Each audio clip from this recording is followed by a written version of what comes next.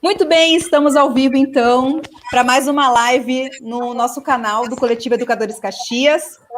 Hoje nós faremos uma live sobre artes durante a pandemia, as aulas de artes durante a pandemia, com dois colegas que estão fazendo seu trabalho aí à distância, né? Como a gente quer saber como se trabalha a arte à distância, então nós convidamos dois colegas para falar sobre isso.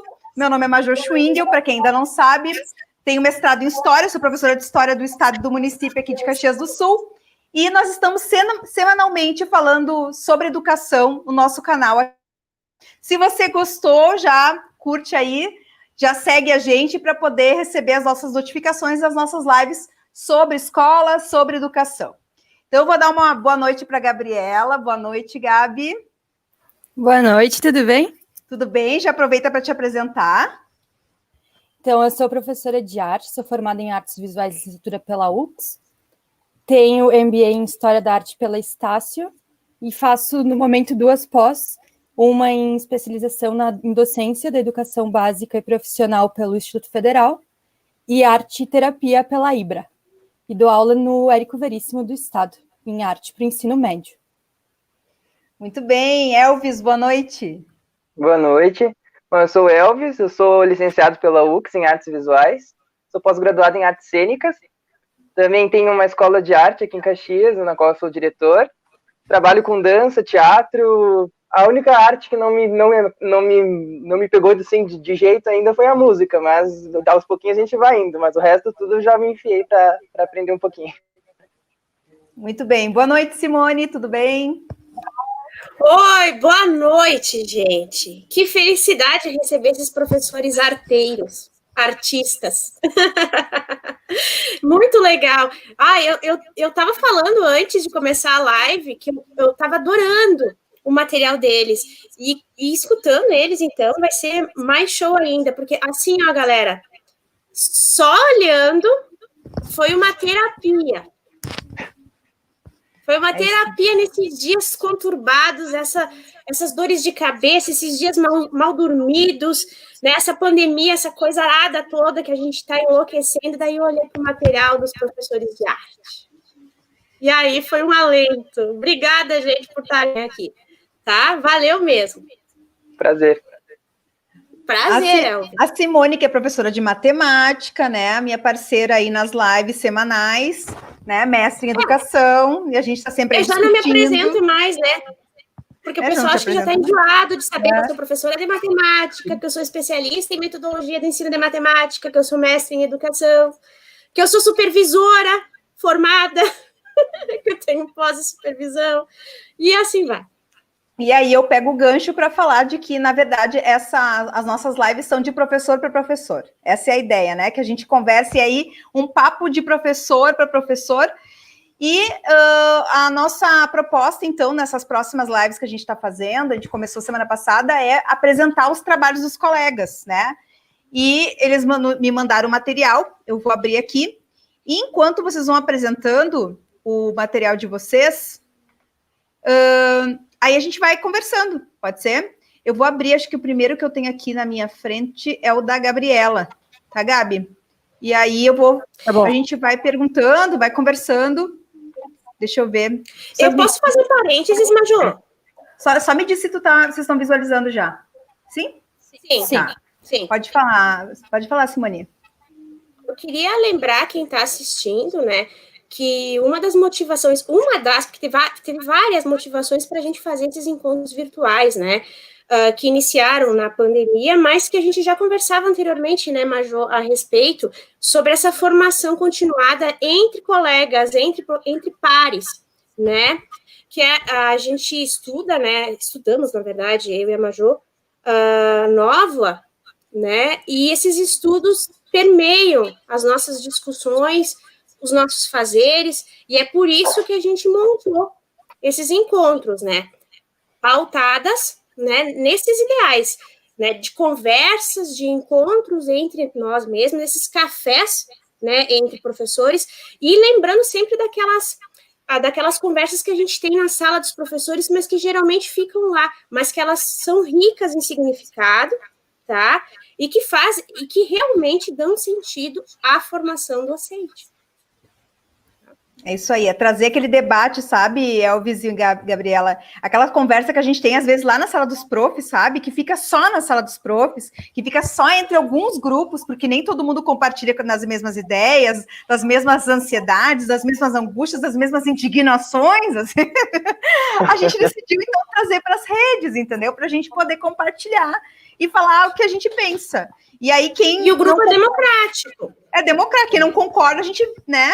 Tá aí para poder discutir, debater, e a ideia é da autoformação mesmo, dos professores decidirem aí, porque a gente às vezes já ouviu, né, entre colegas, tá, mas eu não aguento mais live, eu não aguento mais, mas ninguém aguenta mais live, tá? Ok, mas a gente está aqui fazendo para quem quiser, vai ficar no YouTube, assiste quem quiser, quem não quiser, ok também, porque a pandemia, ela dá essa possibilidade, de repente esse bate-papo que a gente vai fazer agora, ela não aconteceria, ou aconteceria em quatro paredes, né, num café, num lugar, na escola, e não esse compartilhamento de ideias e conhecimento, porque conhecimento sem compartilhar não significa nada, né, a gente tem que dividir. Então eu vou abrir aqui vou fazer uma pergunta já de começo, né, existe a importância da arte, qual é o motivo? Vou fazer pergunta que eu não sei mesmo, talvez eu deveria saber. Qual é o motivo que leva vocês acham... Na verdade, eu sei a minha visão disso, professor de história, mas eu quero saber uma visão de professor de artes, da desqualificação da arte na escola. Qual dos dois quer? Boa pergunta, Maju. A gente tem que, né? A gente está aqui para isso, né? Não só para mostrar o trabalho, tem que... Qual dos dois quer falar, Elvis? Ou... Posso começar. Vai lá. Eu tenho a minha visão de questão histórica e tal, né? Mas eu quero saber da visão de vocês de arte. Eu também tenho uma visão da professora de matemática, mas, né? Sim. Eu acho que a Gabi vai até concordar comigo. O ensino de arte no Brasil passou por muitas e muitas e muitas fases. Algumas dessas fases foram benéficas, outras nem tanto. Então, tipo, essa mudança constante do currículo dentro do ensino de artes nas escolas acabou, de certa forma, prejudicando um pouquinho a fama da matéria dentro do currículo, sabe? Eu acho que em todas as escolas que eu já entrei, que eu pisei para dar aula, eu sempre tive o mesmo impasse com os alunos de que era uma matéria que não tinha importância, que era, tipo, a que estava ali para cumprir a carga horária, sabe? E isso, nossa, como eu fico bravo com essa coisa. E com desenho livre, né? E com desenho livre, exato. Às vezes, a gente, porque eu e a Gabi, a gente teve a mesma formação, né? Somos colegas, formamos juntos ali, e a gente entra na escola, às vezes, que está sendo um professor mais antigo, que estava antes da gente ali, e a gente vê o atraso, né, que vem vindo, tipo, as coisas permaneceram iguais a década de 60, assim, o ensino, às vezes, tecnicista, ou muito a priorista, tipo, ou vai direto para o desenho livre, ou tá ensinando a desenhar quadradinho em perspectiva, não tem outra saída a não ser esses dois, assim, sabe? Então, eu acho que com essas mudanças, e com a formação antiga dos professores de arte, é que essa degradação do ensino de arte acabou acontecendo o que aconteceu, né, tipo, mas eu acho que, acredito eu, pelo menos eu estou tentando fazer o meu trabalho, os novos professores que estão saindo agora da universidade, e os que continuam buscando formação, porque não basta só tu ter a licenciatura, tu tem que ir atrás, porque a arte, ela tá sempre se movimentando, tá sempre vindo coisa nova, tipo, a gente tá vivendo um período da arte, tipo, e a gente tem que aprender a lidar com isso e colocar isso dentro da sala de aula. Então, eu acho que essa nova geração de professores tem muito a agregar no currículo. Agora, tipo, o processo que se faz para desconstruir todo o preconceito que se tem da disciplina dentro da escola é um trabalho muito complicado, assim, que é de anos, não é recente, assim, tipo, já vem de décadas e décadas de professores ali, tipo, pré-históricos, que estão ali trabalhando na mesma e não foram buscar aperfeiçoamento. Tipo, estou sendo sincero, desculpa se você está assistindo a um professor pré-histórico, mas às vezes, porque é muito chato tu ter uma abordagem mais dinâmica e tu chega na escola e os alunos não estão encantados com aquilo. e dá um banho de água fria, sabe? Porque tu chega super empolgado, vou falar de arte contemporânea das crianças, e tipo, eles estão lá no desenho de florzinha. É que, na verdade, tipo, desconstrói, né, Elvis? Desconstrói, acaba desconstruindo aquilo que eles tinham como certo que ia acontecer. Né? Que são aulas previsíveis. E eu vou abrir um parênteses, tá? Eu acompanhei o processo do Elvis. Nós somos colegas numa escola em que eu acompanhei a luta, a militância e a luta, que é uma coisa que realmente, né, Elvis, a gente compartilhou nisso, assim, sabe? É quase que tu reagir a um sistema. É quase isso, tu reage a um sistema todo. E a escola, e eu vou dizer, vou bater na escola pública, eu acho que a escola pública no geral, acho que, não sei, o Elvis hoje dá aula na escola particular, tu tá na escola pública também, Elvis, ou só na escola particular? Não, só no São José. Deve ter sentido essa diferença, não sei, né, mas a visão, né, de como as coisas funcionam, mas realmente, né, eu acho que, eu não sei o que vocês acham, mas a gente pode fazer uma comparação até com a educação física, porque a gente tem isso também, e eu acredito, eu acho que a Simone compartilha dessa ideia, que nós, professores, precisamos provar a importância da nossa área, né? Porque existe uma hierarquia na escola, e eu falo muito disso, da matemática, do português e das outras, né? E aí a gente tem que provar a importância, nós que temos que provar isso, nós que temos que lutar pela nossa disciplina, eu acredito nisso.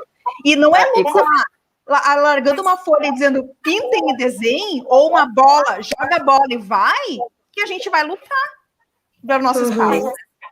Eu até falo para os alunos, porque tem alunos que vêm de outras escolas que no primeiro dia de aula eles já me perguntam, tá, e o desenho livre, né? Que é um negócio que eu não suporto. Nem aí eu falo para eles, imaginem a prova de matemática chegar aqui com uma conta livre, né? Façam a conta que vocês quiserem, inventem aí, façam qualquer coisa. O que eles vão aprender? Nada. Então, eu acho que sim, que é uma resistência que a gente tem que ter, tanto com os alunos, nesse quesito deles terem uma ideia de arte totalmente diferente do que a gente quer tentar trazer em sala de aula, mas da sociedade em si também. Porque é uma desvalorização da arte em qualquer ramo, se a gente for observar, principalmente aqui, né? Ainda que os alunos é fácil de quebrar isso, porque tu vai apresentando as propostas, e daí tu vai encantando, e daí eles vão entrando na onda.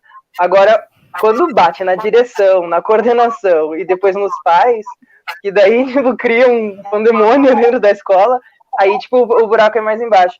Porque tu até consegue, por exemplo, eu levo muito a sério a questão da avaliação ali, tipo, de ensinar e saber o que eles estão me produzindo para mim, né? E às vezes vem uma nota lá que não está de acordo com o que eles tinham há 2 anos atrás, que todo mundo gabaritava o trimestre. Daí vem os pais lá reclamar. Por que meu filho tirou nota baixa em artes? Tipo, não existe como tirar, né? Mas ele entregou. Mas se o trabalho não estava de acordo com o que a gente solicitou, não tem como a gente dar 10 em absolutamente tudo, né? É critério, né? Tem que ter critério. Tem que ter critérios de avaliação. Exatamente. E como eu sou prof de matemática, eu entendo que vocês passam, porque para mim acontece o contrário. Eu sou muito pressionada, porque, veja bem, quando o filho chega em casa com boletim, né, eles perguntam como é que foi em matemática. Já fica aquela coisa tensa, assim, né? Tipo assim, não importa se foi bem nas outras, tem que ser bom em matemática, né? E eu não tenho tanta liberdade, quer dizer, teoricamente, todos os professores teriam liberdade nas suas aulas, mas eu, com relação à avaliação, por exemplo, eu queria fazer coisas bem diferentes, que nem vocês fazem. Mas se eu começar a fazer demais isso, né, daqui a pouco eu sou questionada que eu não estou dando aula de matemática. Tem isso também. E né, Simone, e quem tem que quebrar isso somos nós. Né? E quem tem que mostrar que a gente eterna. E mostrar que a gente sabe. Eu acho que a partir do momento que tu sabe o que tu está fazendo, tu tem todas as justificativas possíveis para dizer, não, tá aqui, ó. É isso, esse é o critério, eu tenho esse critério, e eu quero, esse é o ideal, e eu quero que ele alcance esse ideal. Né? Esse seria o nosso ideal, o nosso critério. Aí nós temos colegas professores, e a gente sempre diz que a gente não passa pano nas nossas lives, a gente sim, é uma autorreflexão, e a gente precisa criticar também, sim, é tu pegar e não ter critério nenhum, Pois olhar é. para o pai, Tem olhar para o pai e para a mãe e dizer, pois é, né? E assim, vamos passar ele porque, né?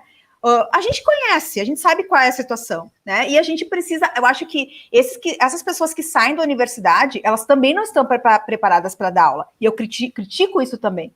Eu acho que todo mundo que saiu de uma universidade e foi para uma sala de aula não estava preparado. Esses alunos caíram nas nossas mãos em algum momento.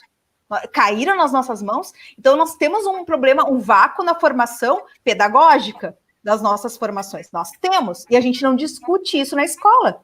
E é um dos motivos das nossas lives. Nas nossas reuniões pedagógicas, nós não discutimos isso. Isso está faltando esse debate profundo, ler algumas coisas e dizer, tá, mas o que é avaliação? Né? Hoje até ouvi uma colega nossa, né, Gabi, falando sobre avaliação no áudio, eu achei muito bacana. Eu acho que é isso aí, o que é avaliação? O que é avaliar? Que para mim é o tendão de Aquiles da educação. O que é avaliar? Como é que se avalia? E tu ter critério, porque a partir do momento que nós somos cobrados, como a gente ouve agora, a professora não quer trabalhar. Se tu sabe o que tu está fazendo, tu consegue defender. Eu não consigo defender os meus colegas, porque se tu não sabe, o colega não sabe o que está fazendo, como é que eu vou defender? Não tem como defender, gente, sabe? Então é uma questão de tu saber o que tu está fazendo. O professor, quando tem critérios, tem objetivos bem definidos, e o aluno não atingiu por algum motivo, independente da disciplina, ele tem que refazer aquilo ali. Ele tem que saber que ele não foi legal, que ele tem que refazer, enfim, dar a reza de contas para o professor, enfim, e combinar com ele o que ele pode fazer para melhorar aquilo. Eu acho que é o mínimo, né? Ninguém aqui é militante também de reprovação, tá? Não é isso que a gente defende, mas sim de aprendizagem. E sim, tem alunos que não atingem os objetivos em arte, e a gente sabe disso e eu vejo isso. Se eu fosse professora de arte, alguns trabalhos também não seriam com objetivos atingidos. Eu observo, tá? Só falando assim. E a questão da arte tem a ver com reflexo, ele é um reflexo direto da sociedade, né? Ele tem um reflexo direto do que está acontecendo no momento. Eu gosto de trabalhar com história e arte, porque ela é basicamente isso, ela vai refletir o que está acontecendo. A arte, para usar a arte como uma fonte para as aulas de história é maravilhoso, porque tu consegue, exatamente a mentalidade da época, tu consegue entender, né, o que está acontecendo. E é uma sociedade completamente conservadora. Quando o Elvis falou, ainda não fui para música, mas tu vai conversar com amigos músicos, tu deve ter também pessoas que tu conhece da música, e eles perguntam, tu é músico? Tu trabalha? Tu consegue se sustentar com isso?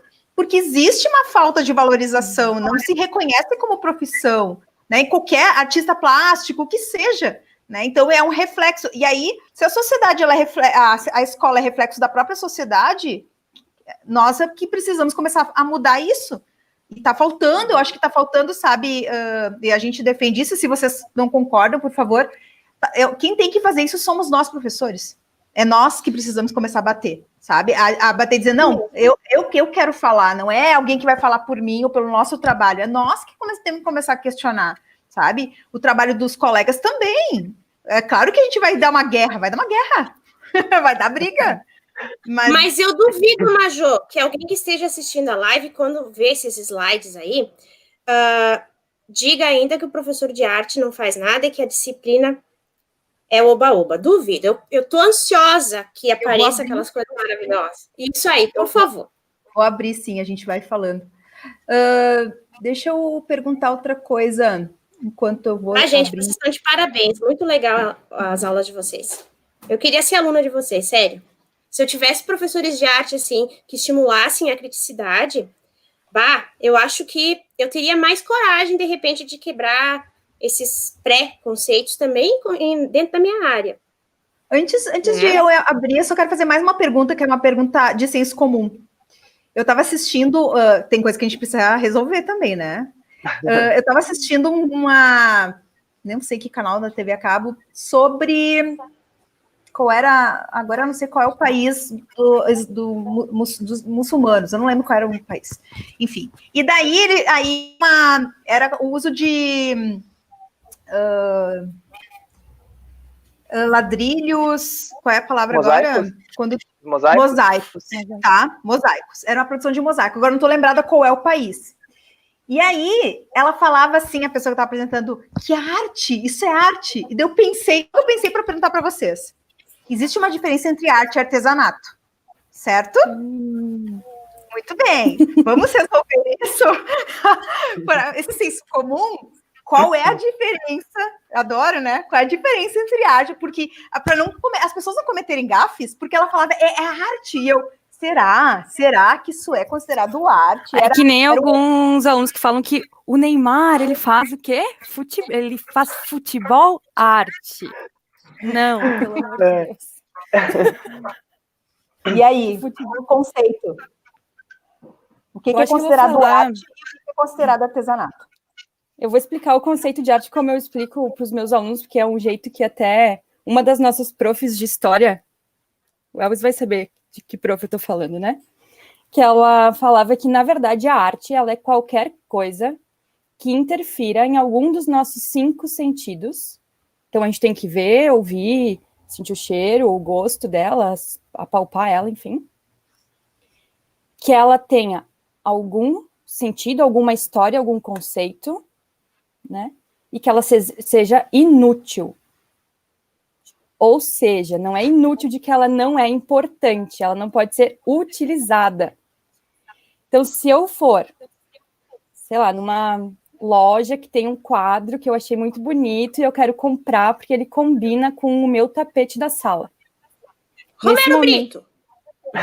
Romero Brito.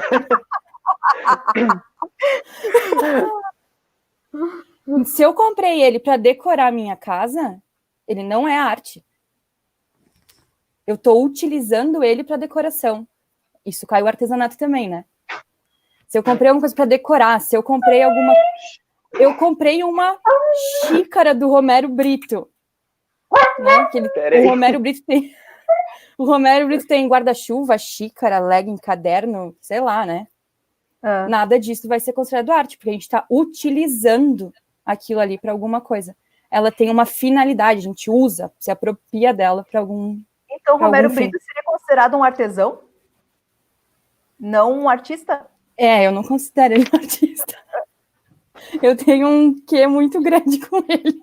Eu acho necessário a gente esclarecer isso, porque é senso comum. Tem coisa que é senso comum que as pessoas... E assim, ó, eu vejo muito que o Romero Brito, sei lá, ele fez um quadro. Não consigo nem pensar num quadro que eu achei interessante do Romero Brito. Mas ele faz um quadro. E ele o foco dele não é representar um momento, não é... Eu não consigo ver isso na obra dele. Ele não está criticando alguma coisa, ele não está expondo os conceitos dele. Muitas vezes ele pega, sei lá, o Obama, né, e faz coraçõezinhos nas bochechas dele, que eu acho isso o fim, e entrega de presente, e aquilo é mais no quesito no sentido de usar ela até para ganhar dinheiro. Então ela seria um produto de mercado, né, e não uma obra de arte, porque eu também estou utilizando ela nesse sentido. Eu acho que até o Romero Brito ali, no início da carreira dele, ele até tinha o conceito de colorir o mundo e tudo mais, tinha até a ideia da arte. Mas daí, tipo, né, mercado, comércio, aí, tipo, acabou, né, banalizando o que ele fazia. Mas é bem isso que a Gabi falou. Para tu conceituar o que é arte e o que não é, tu só vê se a coisa tem função ou não. Se ela não tem função, provavelmente ela é arte. Eu sempre falo para os meus alunos, a primeira pergunta que eu faço quando eu entro todo início de ano, a primeira aula é: o que é arte? E deixo eles falar, também. Sabe? E fala. Eu vou anotando tudo no quadro as respostas, assim, tipo. E sempre vem naquela, arte é tudo, arte é criatividade, arte é beleza, arte não sei o quê. Até que a gente vai chegando num conceito. Porque esse conceito de arte que a gente tem hoje, ele não era assim antigamente. Antigamente, para tu ter um conceito de arte, era forma, cor, tipo, só isso. E com o passar do tempo, depois com as vanguardas europeias ali, depois vai vindo para a arte americana e depois a arte contemporânea, o conceito ficou muito enraizado naquilo que o artista estava fazendo. Então, tipo, só levar em consideração a beleza dele não transforma aquilo em arte, porque daí qualquer coisa poderia ser, né? Eu acho ótimo, acho que não é só os alunos que têm que saber isso, né? Porque, por favor, né? Ficar cometendo gafes assim, né? Ó, coisa horrorosa. Pelo amor de Deus, né? Ótimo. Aí o cara faz Obama, daí tá, mas por quê? Porque é bonito. que fica bonito, né? Que é bonito. Essa é crítica social, porque é bonito. Ai, meu Deus. Não, como eu falei, conhecimento só serve se a gente compartilhar. Tá, agora vocês estão vendo, então, o material da Gabi, da Gabriela? Sim? Sim.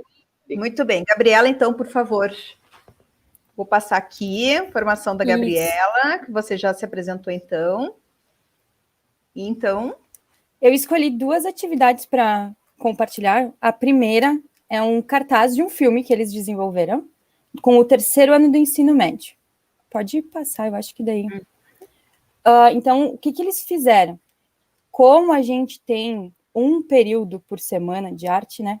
A gente vai ter 4 aulas por mês, e olha lá, às vezes alguma coisa acontece quando é presencial ainda. Então, eu sempre trato as minhas aulas, as minhas atividades como quase um projeto, porque ele vai durar o mês, né? Então, eu vou dando passo a passo para os alunos irem fazendo. Então, nesse momento de pandemia, de quarentena, a primeira coisa que eles fizeram foi selecionar um filme que eles gostassem e que eles pudessem considerar obra de arte. Então, aí eu já trabalhei de novo o conceito de arte, né? Eles tinham que saber qual filme escolher. E aí, depois, eles fizeram uma leitura de imagem, só que usando o filme que eles tinham escolhido.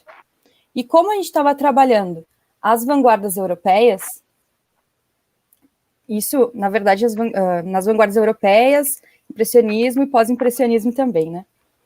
Eles escolheram um artista que a gente estava trabalhando, estudaram esse artista, pesquisaram as características da obra deles e recriaram o cartaz do filme, que eles fizeram a leitura de imagem, como se fossem o artista, com as características das obras do artista que eles pesquisaram. Pode ir. Aí eu botei as competências e as habilidades da BNCC, e aí eu também levanto uma questão, né? Tem profs que usam 1 ou 2 habilidades, eu não consigo. Eu acabo usando quase tudo, porque eu vejo que a arte como um centro para qualquer assunto, para qualquer disciplina. Eu vejo que a arte, ela está ligada com absolutamente tudo, não tem como separar a arte não é uma caixinha fechada que vive num mundo só dela, né? E ali, ela está trabalhando linguagem, a arte, ela é uma linguagem, ela está trabalhando um pouco meio digital, também não consigo desassociar a competência de usar internet, computador, tecnologias, a habilidade das tecnologias, se a gente está usando o Classroom, que eu estou possibilitando isso para eles no momento, as habilidades de desenvolvimento de pensamento crítico, enfim. E toda a minha aula, eu acho que o Elvis, não sei se o Elvis vai falar sobre isso também, ela é baseada no nosso querido triângulo da Ana May Barbosa, né? Na teoria triangular da Ana May, que é contextualizar, fruir, assistir, observar, ver, enfim, e produzir arte. Então, todas essas 2 atividades que eu trouxe, elas fazem esses 3 tópicos sempre. Então, eles se contextualizaram, vendo filme, conhecendo as vanguardas europeias, eles fruem da obra dos colegas, porque eles têm acesso para ver a obra do colega e comentar, e eles produziram a obra deles também. Pode passar ali. Então, eu escolhi algumas obras, alguns trabalhos baseados nas obras. Então, eu até botei ali uma imagenzinha da leitura de imagem do filme O Poço, que o aluno fez. Eles tinham que analisar metáfora, por que eles consideravam obra de arte, o que esse filme trazia de assuntos da sociedade que ele questionava, que ele falava sobre, o que o aluno pensava sobre esses assuntos e sobre o filme em si. E aí essa aluna escolheu o Giacomo Balla e reproduziu o cartaz do filme O Poço com as características do artista, né? Posso passar? Uhum. E quem não assistiu, é um filme bem forte, né, Gabi? Você trabalhou com o 3º ano do ensino médio? Isso, 3º ano do ensino médio. Só escolheu o filme, né? Foram eles que escolheram os filmes. Foram eles? Nossa, filmes fortes. lista, mas eles tinham liberdade para escolher outros também. Filmes de análise social, né?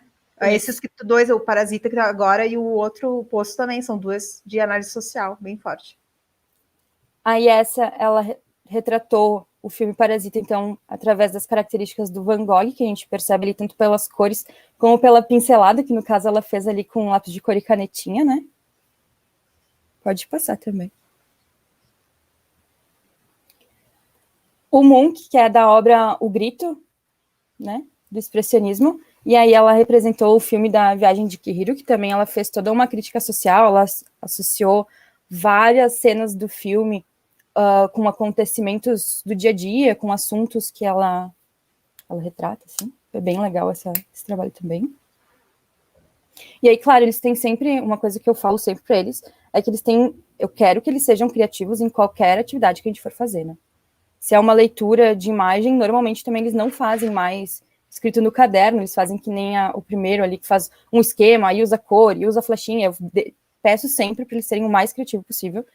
E como eles vão fazer o trabalho deles também, na grande maioria, fica a critério deles. Então, esse, por exemplo, foi pintado e desenhado à mão, mas ela usou um aplicativo para botar o título, botar o nome dos personagens do filme, que era Uma Vez em Hollywood, né? Também do Munch. Ela também usou o Munch para se inspirar. Esse é do Labirinto do Fauno. Ela usou recorte e colagem. Oi?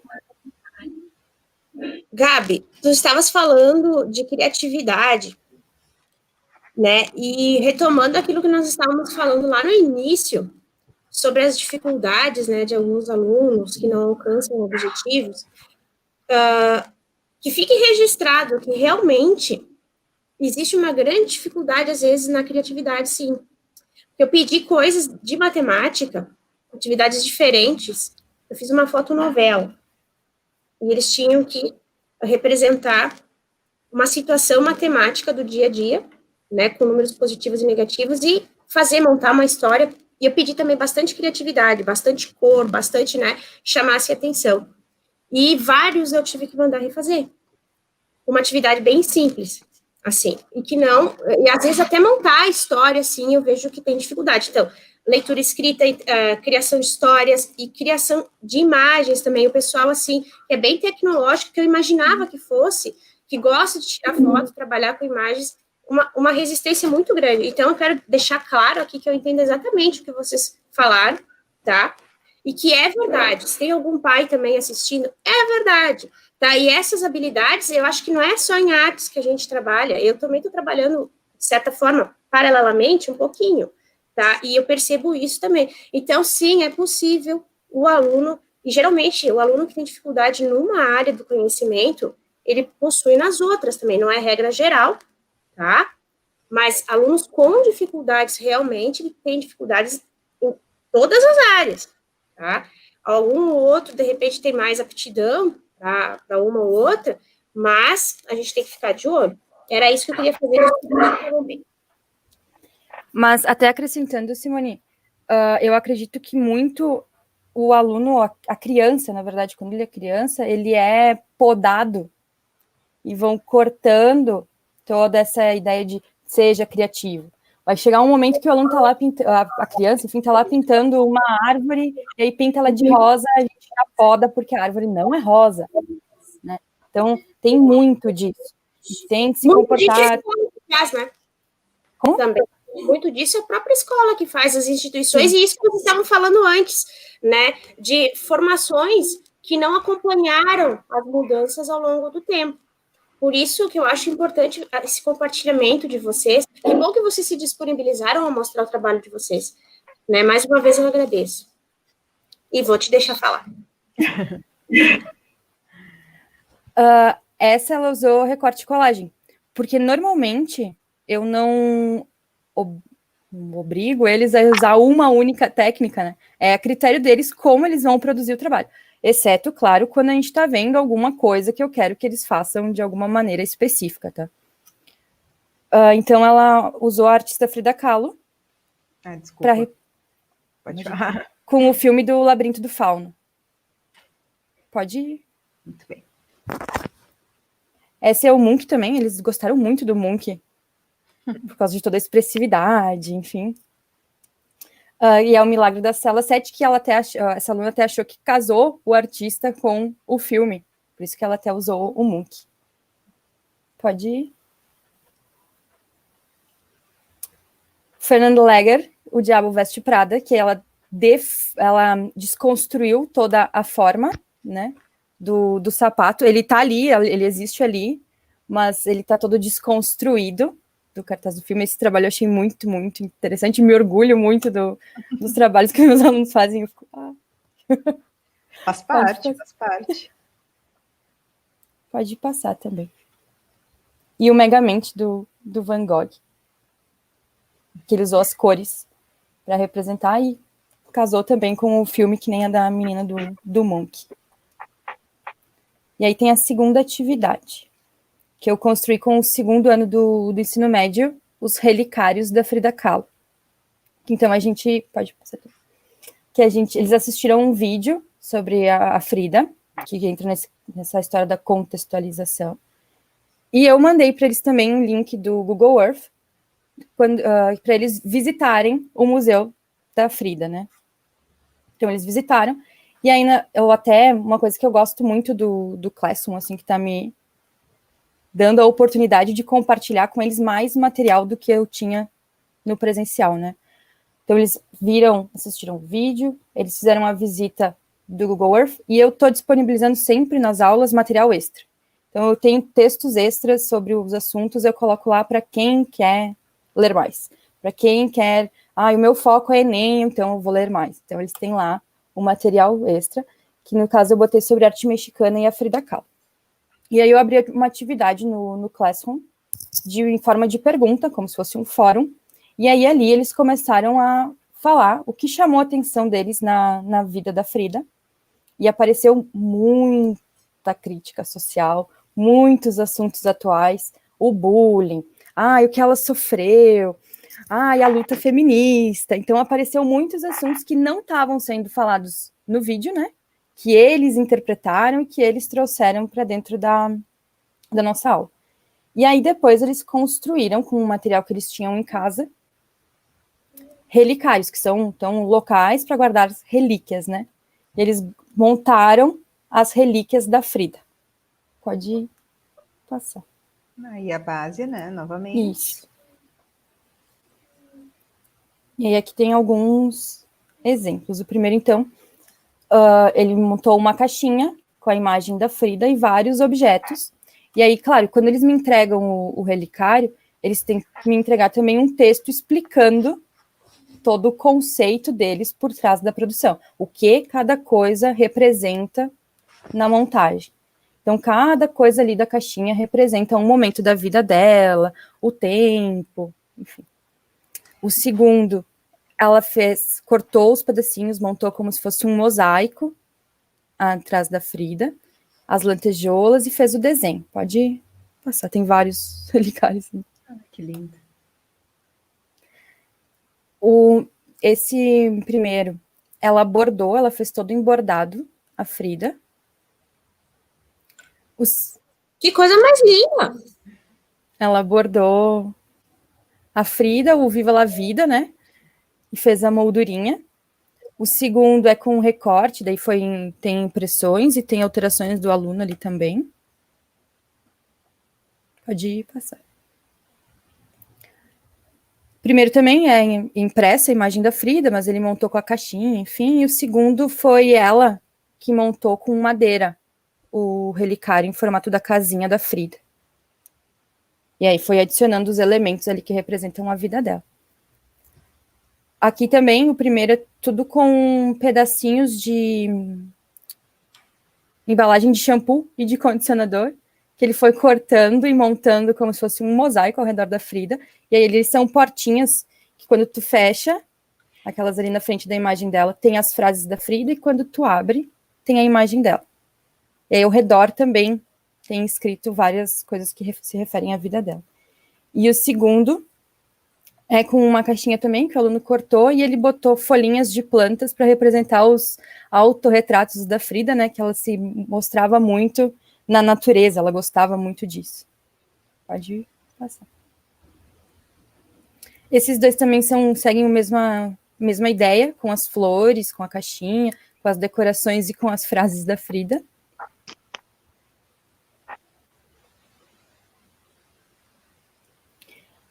O primeiro aqui também, que aí ele usou as frutas, toda aquela questão da natureza, o coração, com a representação dos sentimentos dela, com o sofrimento dela. E o segundo, ele é feito numa caixinha de fósforo. E aí a aluna desenhou a Frida ali dentro, e aí depois alterou a imagem, então, com um aplicativo também. Que aí ela fez o mini relicário, né? E aí eu deixei meus contatos. Muito bem. Que amor.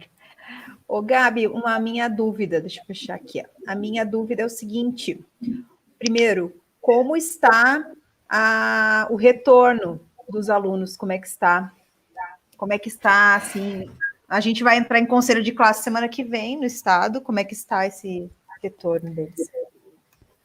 Na verdade, tem aluno que não está entregando absolutamente nenhuma atividade, né? Acho que sabe disso. Tem turmas que da turma inteira de 30 alunos, eu recebo retorno de 5, de 4.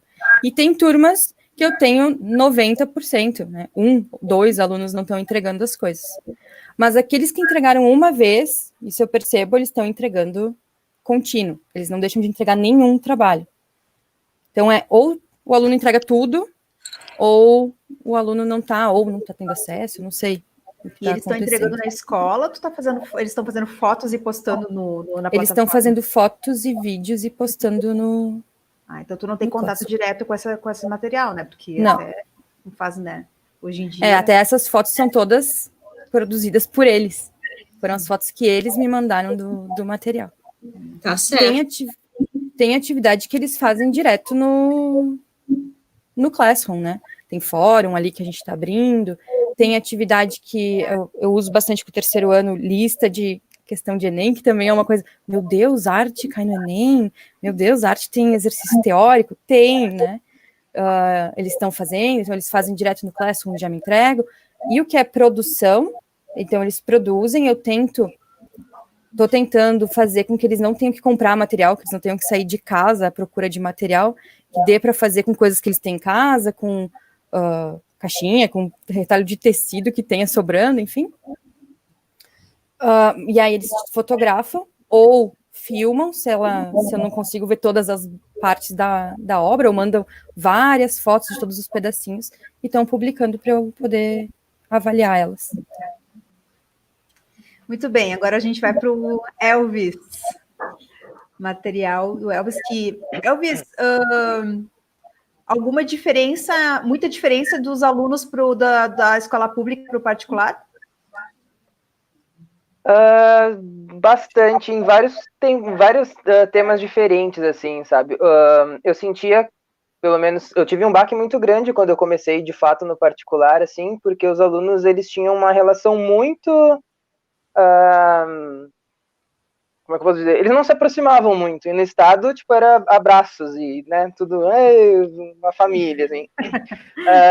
E daí ali no particular eu vi que eles tinham um certo receio, sabe? Tipo, o professor é o professor, eu sou eu, tipo, e o professor é meu inimigo, sabe? Uma coisa meio assim, não era muito saudável, e para quebrar isso foi um pouco difícil. E agora nessa quarentena ali, teve turmas que eu nunca tinha tido aula ainda, então eu nem tive tempo de criar um vínculo com eles, e o vínculo acabou tendo que se criar digitalmente, assim, tipo, mas no início eu fiquei um pouco preocupado se eu conseguiria atingir os objetivos que eu estava querendo que eles atingissem, se eu ia conseguir me fazer entender para eles, né? Porque quando a gente começou no isolamento, a gente não tinha aula síncrona ainda, a gente estava encaminhando as atividades por e-mail para eles, pelo portal da escola, eles baixavam as atividades, faziam e mandavam 2 semanas depois. Então era um período de tempo assim que tu ficava naquela expectativa, será que eles entenderam o que é para fazer, será que não entenderam, tipo, o que está acontecendo na casa dessa família? e eu sempre fui muito de trabalhar, eu dificilmente mando trabalho para casa para os alunos, sabe? Tipo, eu aproveito todo o tempo de aula possível para estar ali junto, mexendo, fazendo junto com eles. E esse buraco que ficou entre mim e eles, assim, acabou se tornando um caos para mim. Tanto que o primeiro conteúdo que eu trabalhei, assim, à distância, foi o mais polêmico possível. Porque, tipo, eu tava vindo no meu ritmo ali, né? Foi uma turma de 9º ano, que foi, assim, me deixou numa crise de ansiedade gigantesca, que eu quase pedi pra sair, tipo, eu tava pedindo um atestado médico, porque eu tinha... foi muito azar, ou sei lá o que aconteceu, mas eu tava vindo com eles ali na arte contemporânea no 9º ano, e arte contemporânea é um tema que tu tem que ter muito cuidado para falar, porque às vezes tem alguma coisa muito polêmica e que, se é interpretada de maneira equivocada, pode causar um caos. Ainda mais nesse tempo de tradicionalismo e, né, tipo, toda essa coisa política que a gente está vivendo. E deu bem na semana de eu iniciar o conteúdo de performance com os alunos no presencial, na outra semana já não tinha mais eles perto, assim. Então, tipo, eu introduzi Marina Abramovic para o 9º ano e não tive como tipo, dialogar com eles para explicar direitinho o que era Marina Abramovic. Então, tipo, eu tentei explicar o máximo possível através de texto, e mandei atividade para eles pesquisarem, analisarem alguns vídeos, algumas performances, para a gente discutir depois, tipo, o que aconteceu, porque depois a gente ia entrar numa aula online depois para ver isso 2 semanas depois. Qual foi a minha surpresa? Que antes da aula online acontecer, tinha uma mãe que já tinha me marcado num tweet, e marcou o ministro da Educação e marcou um monte de gente ligada à política, sabe, de direita extrema, e dizendo que eu estava incentivando as crianças a ficar pelada, que era satanismo e que não sei o que, por causa da Marina Abramovic. Eu nem tinha visto esse tweet. Na verdade, foi uma outra colega minha, que também estudou com a gente na faculdade, e ela me mandou uma mensagem no Facebook: Elvis, tu tá trabalhando a Marina Abramovic no São José? E eu falei, como é que tu sabe disso? Que teve uma mãe que tweetou um negócio lá, e tem um monte de gente retweetando, e tipo, gente comentando. E eu fui lá, nossa, mas eu gelei, assim, tipo, meu Deus, ela printou os conteúdos do portal que eu escrevi lá, os conteúdos que os alunos tinham, e jogou na internet tudo distorcido. E eu fiquei, e depois a coordenação me ligou, né, tipo, Elvis, o que tá acontecendo? Aí eu tentei explicar tudo o que estava acontecendo, tipo, ainda que ali no São José, eles dão muita liberdade para tu trabalhar qualquer assunto, sabe, tipo, apesar de ser uma escola católica, particular, assim, tipo, eles sabem do profissional que eles contrataram, então, tipo, tu tem liberdade, tá no conteúdo, tu tem que falar sobre isso, né. Mas, enfim, foi totalmente distorcido, aquilo acabou, assim, com o meu início de quarentena, tipo, só tinha energia para continuar ali, tipo, eu ia sabe, me sufoquei. disso, mas eu ia deixar para o final da live, mas já que tu tocou nesse assunto, vocês tocaram nesse assunto, eu vou deixar, se tu quer responder agora, Elvis, tu responde, se tu não quer, deixa para o final, e a Gabi também, se quiser ir pensando, a questão do carnaval, por exemplo, que é um tema bem polêmico, e que eu sei que os professores de arte costumam trabalhar, e muito bem, né, principalmente os professores mais, assim, da ala de vocês, assim, costumam trabalhar bastante. E eu acho bem bacana mesmo. Só que tem gerado muita discussão desse tipo que tu tá falando, né, Elvis? De pais, enfim, que não entendem a proposta e que jogam na internet, às vezes difamando. Isso daí, para mim, isso que tu me relatou, para mim, foi uma difamação do teu trabalho. E para mim não é aceitável uma coisa dessas. Entende? E eu já fico muito nervosa, porque eu tenho vontade de tirar a tela do computador quando eu vejo. Não entende o trabalho do outro, vir dar pitaco. E que bom que tu tá esclarecendo. Fechei parênteses. Não, mas eu acho que mas é uma escolha, né, Elvis? A escolha de algumas áreas, tu tem que ter uma noção que, dependendo do assunto, né? Eu vejo que história tem muito ensino religioso também. Eu tô um pouco de receio na quarentena. Tô trabalhando de uma forma meio evasiva, porque dependendo, tu não tá ali para explicar, não, ó, seguinte, é isso. Tu não tá ali para explicar, ou para justificar, ou para argumentar, tu não tá. E se um pai e uma mãe pegam algo atravessado, como aconteceu, até tu explicar, né? Até tu conseguir explicar. E aí, o que aconteceu? Daí tu conseguiu, a coordenação entrou em contato com essa mãe? Sim, depois foi feito um comunicado para a escola inteira que os pais não podiam ficar compartilhando os conteúdos das aulas na internet, porque tipo, é antiético, né? Claro. Mas assim, foi um baita de um susto, assim, porque eu pensei, agora eu vou ser demitida, né? Porque tipo, se alguém ler aquilo vai achar que eu tô fazendo isso mesmo com as crianças. E tipo, não tinha nada a ver, assim, sabe? Eu tenho muito cuidado no falar de performance, porque performance envolve o corpo. Corpo já é uma coisa que mitificada desde a Idade Média, né? Então, tipo, quando tu toca no assunto corpo como arte, e normalmente aparece alguma coisa de nudez, tipo, daí a gente vê os artísticos ali, e daí, aí a polêmica tá gerada. Então, quando eu tava dentro de sala de aula, eu falava tranquilo, porque eu sabia que o aluno tava entendendo aquilo que eu tava falando. Agora, tipo, quando eles não estão perto de mim, eu não sei se eles estão entendendo, talvez eles tenham ouvido uma coisa ou outra e montado na cabeça deles aquilo ali. Então, tipo, isso daí pra mim foi um baque muito grande, foi assim, eu fiquei mal mesmo, assim, sabe? Porque eu pensei, agora vai começar um período de censura na minha aula, que os pais vão estar assistindo do lado e vão ficar criticando qualquer coisa que eu falar. E Mas daí já... protegeu nesse sentido, porque difamar professor não pode. Isso não pode acontecer. Sim, eles tomaram providências.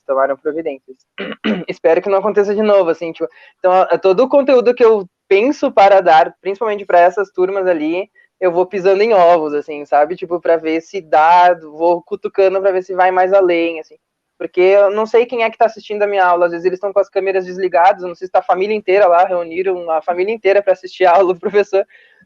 Então, e eu tenho certeza que alguns pais ficam assistindo para policiar mesmo, né? No total sentido horrível da palavra policiar.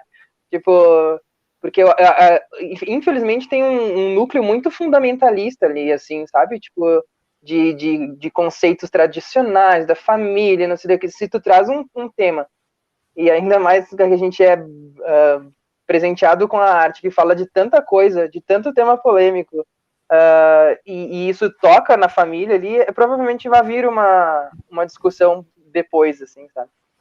E essa falta do contato com eles me prejudica um pouco, porque daí eu não sei como é que eles estão recebendo a mensagem.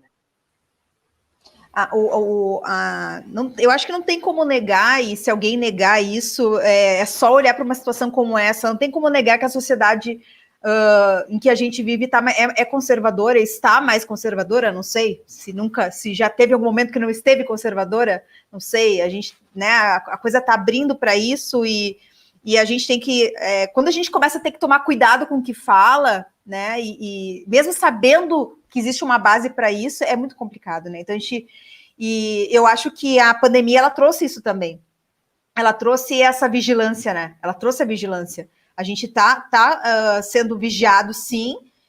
Os pais estão do lado, sim, ouvindo o tempo todo os professores e dependendo do tipo de crença ou que tu acredita que tu coloca para o teu filho, daqui a pouco tu vai questionar, mas como assim? Eu não acredito nisso. Como é que esse professor está falando certas coisas? E, enfim, isso já é um processo que está acontecendo e algumas áreas ela vai pesar mais. A arte, ela é uma delas.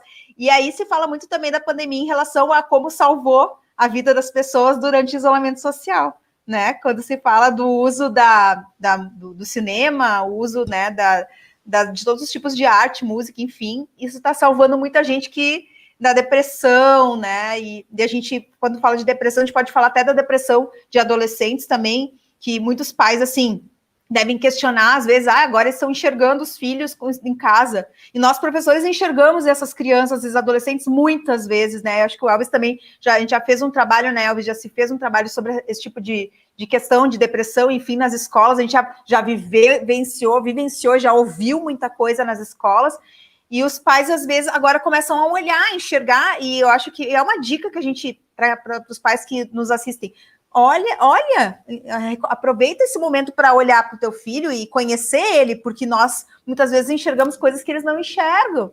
E a ausência, né? A grande ausência, meu Deus, como eles têm uma carência enorme, né? Quando tu fala dessa questão da relação, né, dos professores com os alunos, como eles olham para a gente, às vezes, com essa referência e essa necessidade, assim. Então, essa distância é difícil, né? Porque tu acaba falando com eles de uma forma muito distante, isso...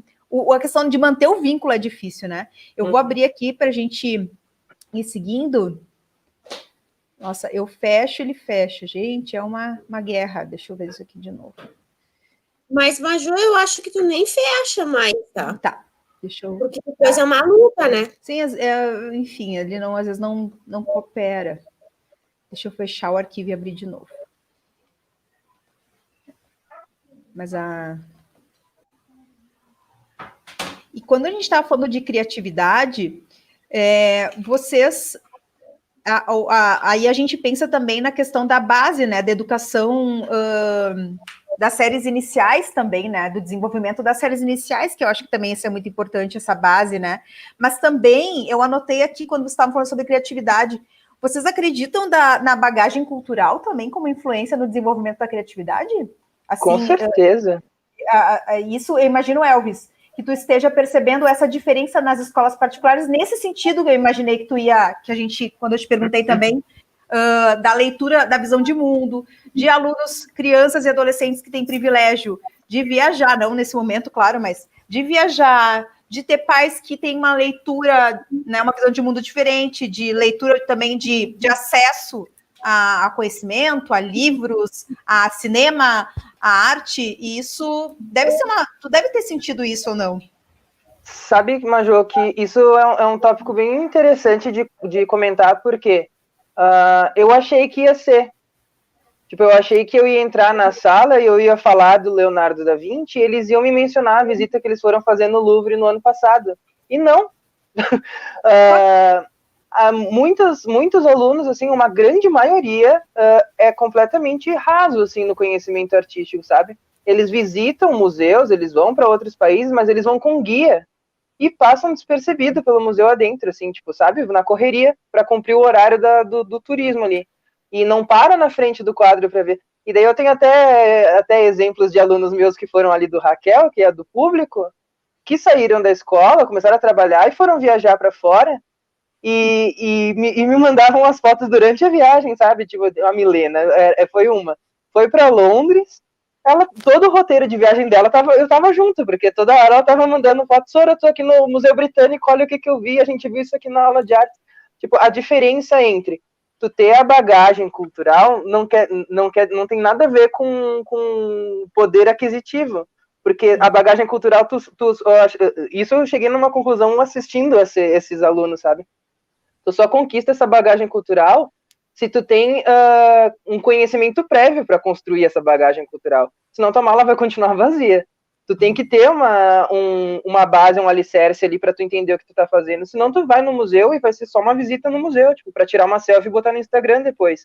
Tu não vai ter aquela apreciação, tu não vai parar na frente do quadro e vai ficar lá olhando, sabe? Tem alguns alunos ali que têm vivências muito boas em arte, que agregam muito na hora da discussão, tipo, que eles comentam, quando eu fui eu vi, mas uma grande maioria não tinha muita diferença, não. Eu até sinto que os alunos do Estado, eles se dedicavam, os meus do Estado, né? Não sei qual é a realidade geral ali. Não é a mesma coisa, né? Não.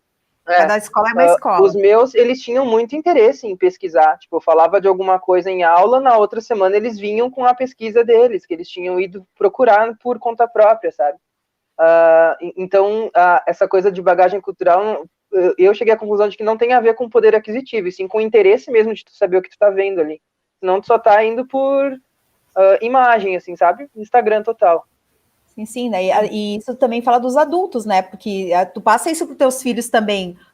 Não quer dizer que tu tenha, como tu falou, condições, tu vai para Paris, mas tu pode ir para Paris fazer compras, né? Ou tu pode ir para Paris no Louvre, ou tu pode ir tu pode ir para Versalhes, e tu pode simplesmente Sim. ver aqui como tu enxerga, como tu olha, né? E também tem a ver com maturidade, eu não sei, eu acho que essa questão da maturidade também, eles vão lembrar de coisas que eles estudaram na escola mais adiante, daqui a pouco, para eles agora a gente está alimentando, né? Nós estamos alfabetizando eles, né? O fundamental e o ensino, mais o fundamental do que o médio, mas eu acho que o fundamental nós estamos alfabetizando, alimentando, e aí, como isso é importante, né? A visão de mundo que Que responsabilidade que nós temos, né? Agora, nesse conceito de criatividade ali, sim, quanto mais coisa tu vê, quanto mais produto tu consumir de arte, de música, de imagem, mais isso vai contribuindo para tua criatividade ser mais, tipo, expressiva, assim, sabe? Agora, se tu é uma pessoa que não assiste séries, não vê filmes, não assiste novela, tipo, não vê comercial de TV, não lê, não, sabe? Tipo, isso vai, tipo, com certeza vai te minando as possibilidades criativas. Então, vamos lá. Bom, por favor, esses trabalhos que eu trouxe, eles são eu peguei poucos trabalhos de todas as turmas que eu trabalho com os 6º anos, o 7º, o 9º ano e os 2 anos do ensino médio, porque no 3º ano não tem artes ali no São José. É uma coisa que me inculca até hoje. Então, é tipo, primeira e segunda série do ensino médio. Esse trabalho é do 9º ano. A gente estava estudando cubismo, e a gente estava conversando um pouco sobre o cubismo, falei sobre a técnica, falei sobre o Picasso, e eu sempre faço isso, eu acho que é de todo professor de artes ali, tipo, de pegar a abordagem triangular, né? Tu tem que fazer o aluno contextualizar aquilo que ele está vendo, produzir. Então, tipo, quando a gente começou esse trabalho aqui, eu não planejo muito os trabalhos antes, sabe? Porque eu vou indo conforme eles vão me dando material, assim. E eu vi que eles estavam discutindo bastante sobre outras obras do cubismo. Daí eu peguei Guernica e eu fiz a leitura de Guernica com eles fizeram a leitura de imagem, a gente foi analisando os símbolos que o Picasso tinha colocado, depois a gente foi atrás da história de Guernica, o que tinha acontecido para o Picasso pintar aquela obra, e me veio um estalo na cabeça assim, ok, vamos fazer agora uma releitura. Tem gente que tem pavor de releitura, né? Mas tem uma diferença entre releitura e releitura de verdade. Tipo, para fazer uma releitura, tu tem que antes ler aquilo que tu tá vendo, né? Senão tu não tem como reler algo. Então, tipo, sempre que tu vai fazer uma releitura, tu tem que fazer o aluno analisar a imagem original antes e entender o conceito. E a partir do conceito ele criar outra coisa. Não copiar uma imagem.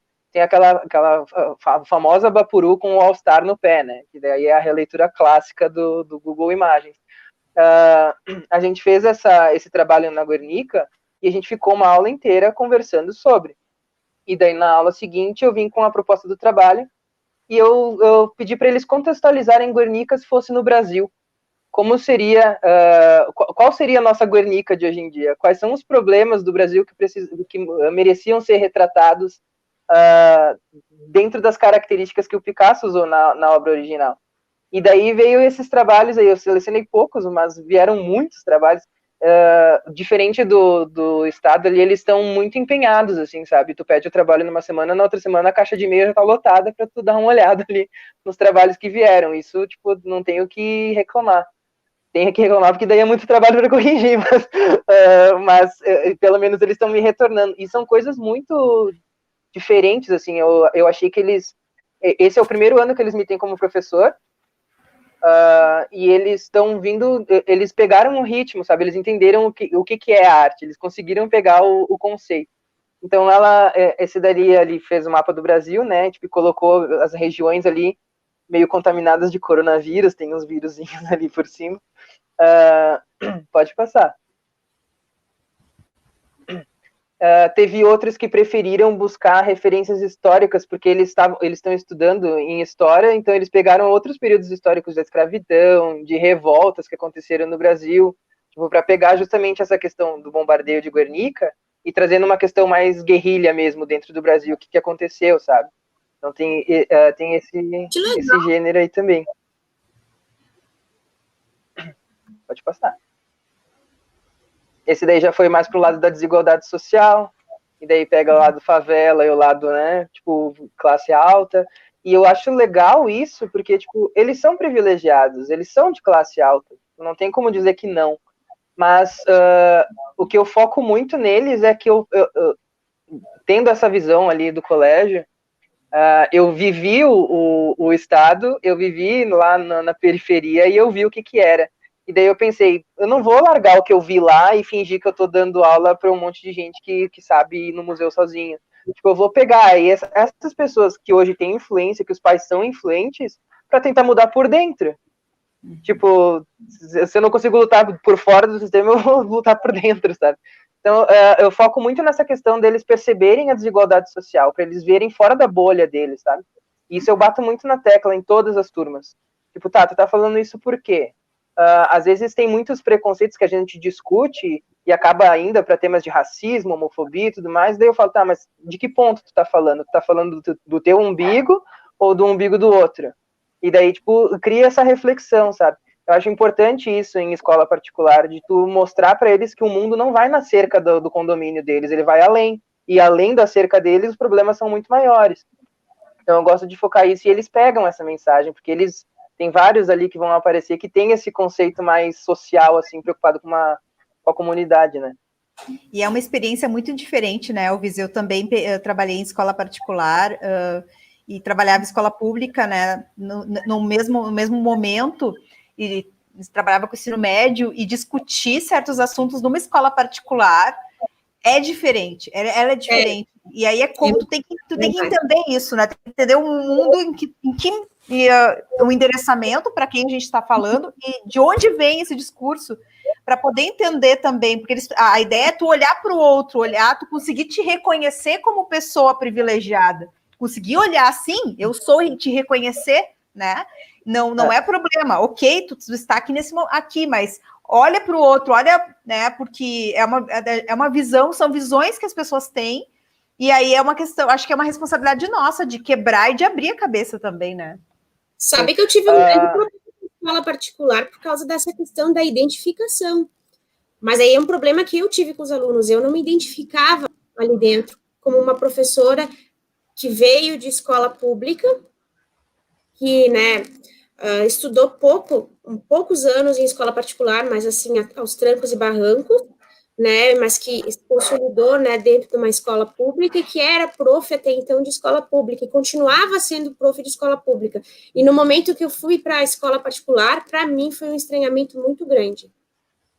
Foi um choque, assim, parecia, porque na escola pública parece que eu sou uma referência. O professor, eu, Simone, sou uma referência, e eu não sentia isso na particular. Eu não era uma referência. Desculpa, essa é uma reflexão. Não, eu tive outras experiências em escolas particulares também que não me agradaram nada, assim, sabe? Eu acho que, tanto que a primeira vez que eu pisei numa escola particular foi para substituir uma professora que estava de licença, e foi uma experiência horrível para mim. Porque, tipo, eu não me sentia parte da escola, eu não me sentia agregado no grupo de colegas, os alunos até que eram legais, mas, tipo, não tava muito artificial, sabe? Parecia que eu estava interpretando um personagem ali que não era eu dando aula, não era a mesma coisa. E ali no São José, pelo menos, eu fui super bem recebida. Tipo, eu não tive esse problema, eu até, assim, tive que morder minha língua, sabe? Porque foi uma família, assim, uma família mesmo, sabe? Eu fui muito bem recebido, total liberdade para trabalhar com tudo. Eu achei que eu ia ser podado, tipo, eu entrei com todas as cabeças assim fechadas, sabe? E depois fui vendo que os métodos de avaliação, tudo, assim, ó, é tranquilo de trabalhar, assim, tipo, foi uma bênção. Mas eu sei que é raro, tipo, encontrar esse tipo de situação. São realidades, né? Essa realidade São José é diferente de outras realidades de outras escolas particulares, porque também tem isso, né?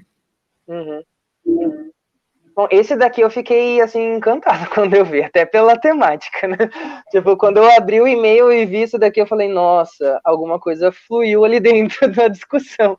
Tipo, porque pegou símbolos de acontecimentos recentes, né? Tipo, do Black Lives Matter, pegou ali a bandeira do orgulho LGBT, não é lugar de fala dessa criança, mas ela conseguiu entender o que estava acontecendo e conseguiu ver com os olhos de outras pessoas, né? Não só com o dela ali, do contexto familiar dela.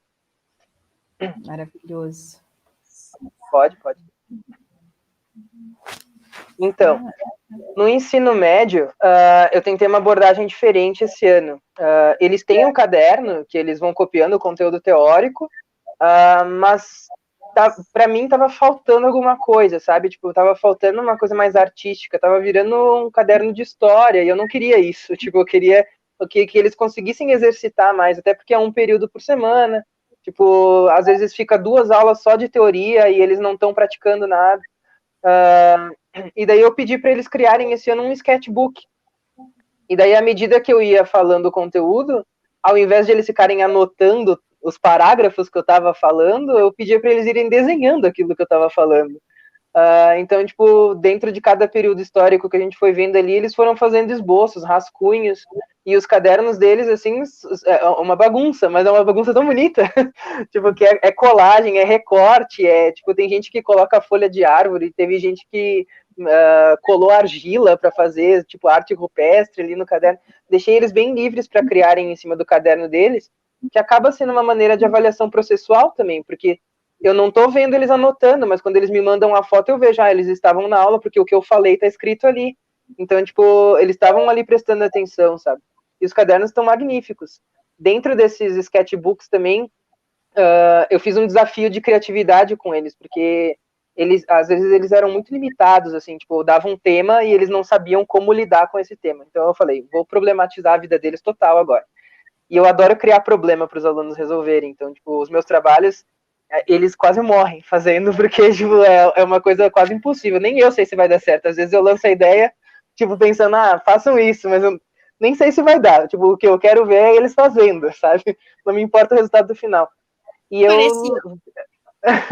eu pedi para eles, isso no primeiro trimestre, né? A cada mês eu dava 5 assuntos para eles. E assuntos bem abstratos, assim, utopia, distopia, solidão, sentimentos ou coisas muito abstratas que é difícil de tu colocar no papel em forma de alguma coisa. E eu falava, vocês vão ter que me fazer desenho sobre essa palavra que eu der. Então, tipo, eu dava... Era tema, assim, sabe? Tipo, fiz a aula, bom, o tema de hoje é pá. E daí deixava eles fazendo isso para a próxima aula, só para eles tentarem resolver esse problema. Nem eu saberia resolver alguns deles que eu dei, né? Mas tipo, a ideia estava lançada, porque era isso que eu queria exercitar nele. Às vezes é o processo, né, Elvis? É o processo, não é o fim, é o processo mesmo, é o exercício do pensar, né? Uhum. Ai, que bonito. Esse daí é de arte rupestre, a gente fez tipo uma linhazinha do tempo com eles ali, daí eles colocaram características de cada período, colocaram alguns textinhos ali para exemplificar. Isso foi muito legal também, nesse período, agora eu lembrei, que eles estavam, coincidentemente, foi bem na época que o Google Art Project lançou uma sala virtual da Caverna de Chauvet, na França, se eu não me engano. E tinha a visita 360, e eu aproveitei para fazer com eles. Peguei lá, mandei o link, falei, vamos visitar a caverna agora, tipo, e a gente foi visitando a caverna e eu fui explicando, mostrando a caverna, sabe, tipo, isso foi mágico. Meu sonho era dar aula no museu para um aluno, tipo, agora eu tô realizando, tipo, já fui em vários museus com eles. Eu também tô fazendo passeios virtuais que, assim, né, a gente não faria, né, ou sei lá, ou talvez não tivesse essa ideia, né, porque, nossa, as possibilidades agora, né, tem coisas que a gente realmente não faria na sala de aula, né, impressionante. Não, e essa coisa do Google de fazer os museus 360, meu Deus do céu, quanto conhecimento tu tem gratuito ali, né, tipo, que tu pode usar. O primeiro ano estava estudando arte grega, eu levei eles lá no Museu Britânico, e eu falei para eles, pessoal, eu nunca vim no Museu Britânico, nunca andei no Museu Britânico, vocês vão acompanhar comigo, que eu sabia onde ficava a sala de arte grega, mas, tipo, às vezes eu me perdia nos corredorzinhos com eles lá, tipo, com a tela espelhada para eles, e eles, senhor, se perdeu, sabe, tipo, ia mostrando as esculturas, ia falando, tipo, é diferente de tu pegar uma foto num slide, porque tu tá ali na frente, tu tá vendo o que tem ao redor dela, sabe, e tem os painéis com as informações que eles podem tirar dúvida na hora, tipo, foi fantástico, assim, tipo, uma baita que com certeza eu vou continuar usando nas aulas presenciais quando voltar. Posso passar? Pode. Aí foi na parte técnica, tipo, tentei o contexto histórico, daí fomos para a técnica. Quando a gente estava estudando arte grega, a gente começou a trabalhar proporção e simetria, e daí eu comecei a dar os tutoriais de desenho da figura humana. Para mim, assim, foi eu estando em aula já era difícil para eles pegarem, né? Porque, tipo, eu passava os modelos e ia desenhando junto com eles. E mesmo assim já tinha dificuldade. Online, então, pra mim, tipo, eu achei que ia vir umas coisas absurdas, assim, tipo, umas pessoas cotocas, sem braço, sem perna. E, querendo ou não, foi bem insatisfatório o resultado, assim, sabe? Pelo menos eles estavam proporcionais. Claro, alguns mais barrigudinhos, outros menos, mas, tipo, dentro da proporção e da simetria que eu tava querendo que eles atingissem, eles conseguiram. E o tutorial foi, tipo, a lá YouTube, assim, tipo, eu com o celular virado pra folha, com a minha mão desenhando junto, e eles desenhando junto, sabe? Tipo, tudo meio no improviso ali, porque na aula eu estaria desenhando no quadro, e se tivesse alguma dificuldade maior, eu ia na folha lá, junto com o aluno, pra fazer junto. Só que aqui não tem como, tipo, era eu aqui e eles lá, né? Então, eu achei que não ia dar certo, e na real deu muito, assim, tipo, porque eles conseguiram acompanhar bem. Na real, todas as avaliações que eu fiz, eu achei que não ia dar certo, sendo bem sincero. Tipo, eu começava, não vai dar certo, tipo, não vai dar certo. Mas sempre vinham uns resultados muito bacanas. Assim. Pessimista, né? Pessimista. O bom disso, né, Elvis, que a tua expectativa era menor, daí quando tu recebeu os trabalhos que estão super bem feitos, se alegrou muito, né? O duro é quando a gente não vai dar certo, e é o contrário que acontece. O segredo é não criar expectativa. Não cria expectativa e... Né? Não, mas os meus alunos mais antigos, assim, que já me conhecem faz tempo, eles sabem que eu sou muito exigente, assim, sabe? Então, tipo, eles nunca esperam que eu vá me emocionar muito com os trabalhos deles. Porque eu até faço um pouco de teatro, assim, quando eles entregam. Tipo, eu falo, só isso? Tipo, não tem mais? Tipo, pra ver se eles conseguem, tipo, desenvolver um pouquinho mais, né? Então, eles se dedicam muito, assim, pra tentar me surpreender, sabe? Eu acho engraçado isso. Porque, no fundo, eu adoro os trabalhos, assim, tipo, até dos mais tortinhos ali, os mais elaborados, eu adoro os trabalhos. Mas eu sempre faço uma cara de, tipo, não gostei, só pra ver se eles conseguem dar um pouquinho mais, né? Esse aqui também foi outro trabalho que eu não sabia se ia dar certo, que eu aproveitei, assim, tipo, um boom do videogame dentro do contexto deles ali, e daí eu fiquei no Minecraft, o que eu posso usar no Minecraft que eles consigam fazer? E daí a gente estava estudando arte egípcia, eu falei, vamos mandar eles construírem um vilarejo egípcio no Minecraft. Pensa, né? Tipo, quando eles ouviram isso, tipo, os meninos, principalmente, deram aquela gargalhada, tipo, acharam que eu tava brincando. Imagina que eles iam jogar Minecraft de tema, de artes, tipo, não tem como uma coisa dessa. As meninas ficaram em dúvida também, mas também, tipo assim, esse trabalho, ele foi legal porque eu excedi completamente minha carga horária, porque eles me chamavam, às vezes, de noite, assim, 10h30 da noite, para eu entrar junto no jogo deles lá e ver o que eles estavam fazendo. E eu entrava muito de boas, porque para mim estava sendo o maior prazer do mundo visitar o Egito no Minecraft, assim. E vieram coisas lindas, assim, sabe? Eles colocaram no YouTube, esse daí, inclusive, se clicar na imagem vai abrir o link do YouTube, eles fizeram os vilarejos inteiros, assim, tipo, dentro das pirâmides, colocaram características dos monumentos, fizeram o Nilo, tipo, tem umas coisas assim que eu fiquei, nossa, eu só pedi uma pirâmide, eles fizeram tudo, sabe? Fiquei bem impressionado, assim, teve uns trabalhos muito legais. Melhor coisa quando a gente começa a se emocionar, né? É uma maravilha. Sim. Começa a se emocionar. Esse daí fez o Colosso de Rhodes, se empolgou, já tinha saído do trabalho, eles ficaram tão encantados de brincar, porque eu acho que assim, eles têm a ferramenta, mas eles não sabem que pode usar a ferramenta para uma coisa mais legal do que só jogar, né?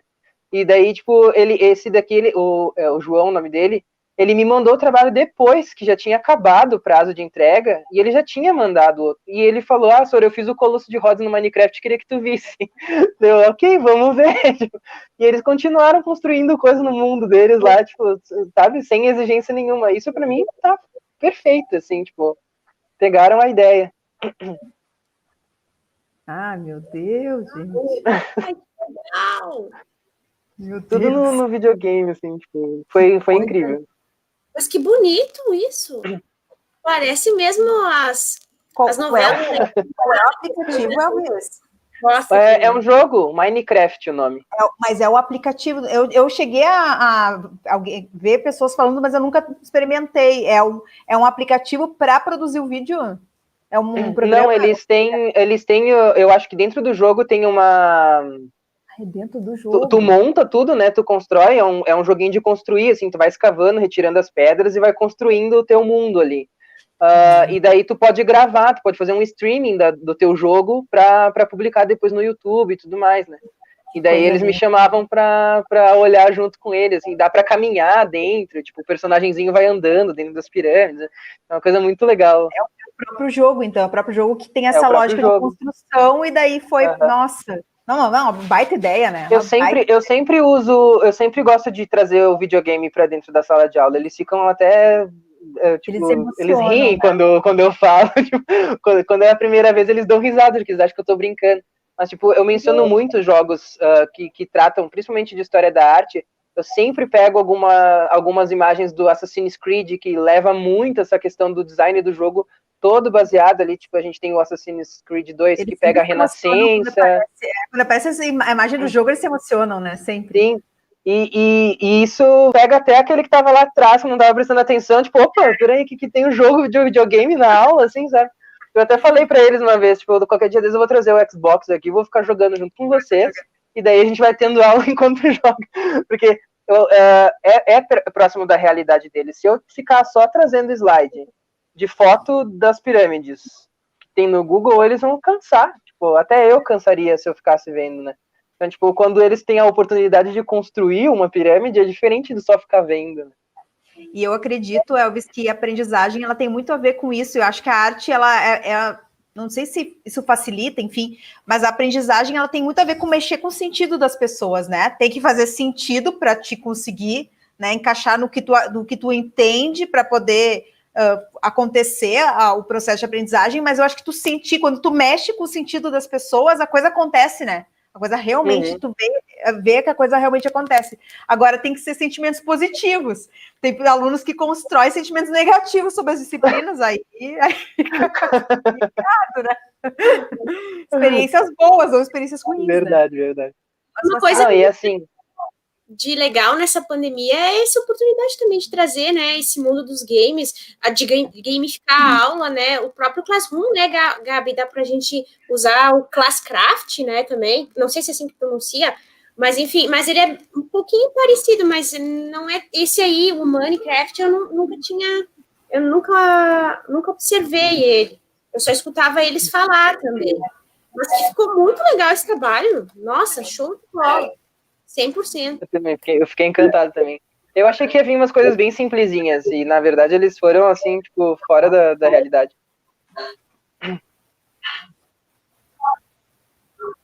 E falando em jogo, desculpa atrapalhar o Elvis, já jogou RPG na sala de aula também, Elvis? Eu não cheguei a fazer isso, gente. Eu sei que história dá para fazer, mas eu acho que eu tenho que entender como é que a coisa funciona primeiro para depois conseguir, sabe? Eu ainda não cheguei. É que a gente tem que se interessar primeiro, né? Então. Sim. Mas eu gostaria.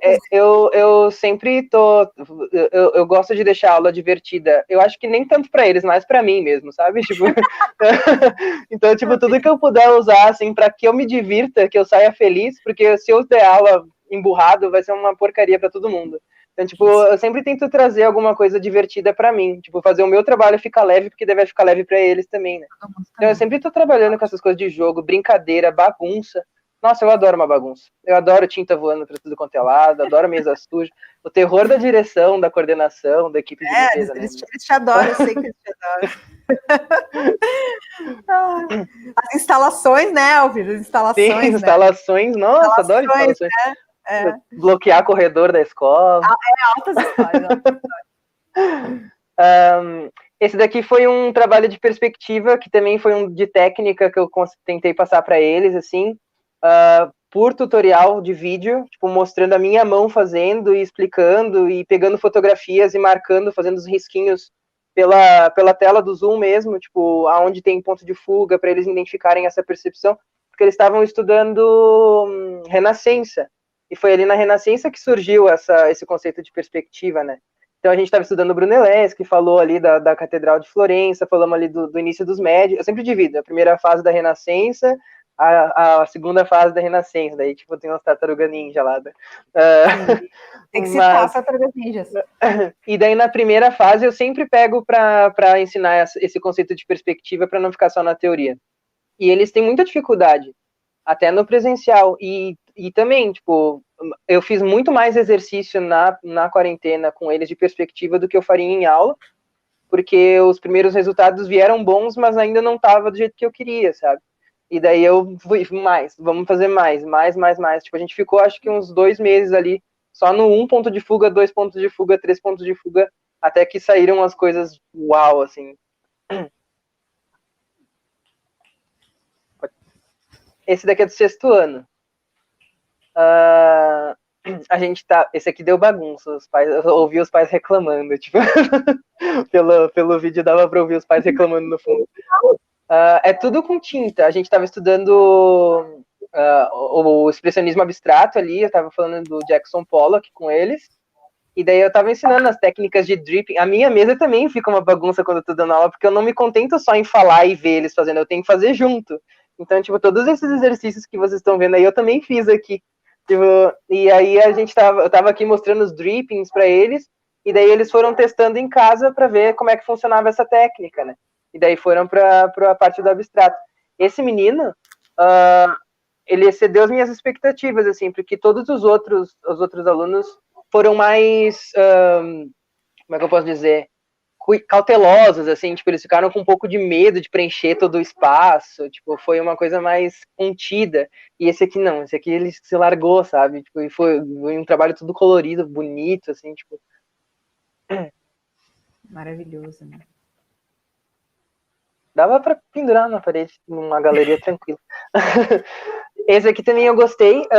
Foi um dos contidos, mas a diferença é que dos pingões de tinta que ficou na folha, sabe? Tipo, depois que secou, de ficar com essa coisa tridimensional, assim, que o Pollock também tinha, de deixar uma tela carnuda, assim, sabe? Tipo, bem expressionista, bem uau, assim.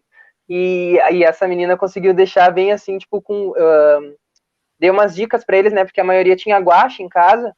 E daí eu falei, vamos misturar o guache com cola para deixar ele mais consistente, para ele ficar mais pesadinho, assim, com cola branca, né? E daí eles foram fazendo esse exercício de criatividade, composição.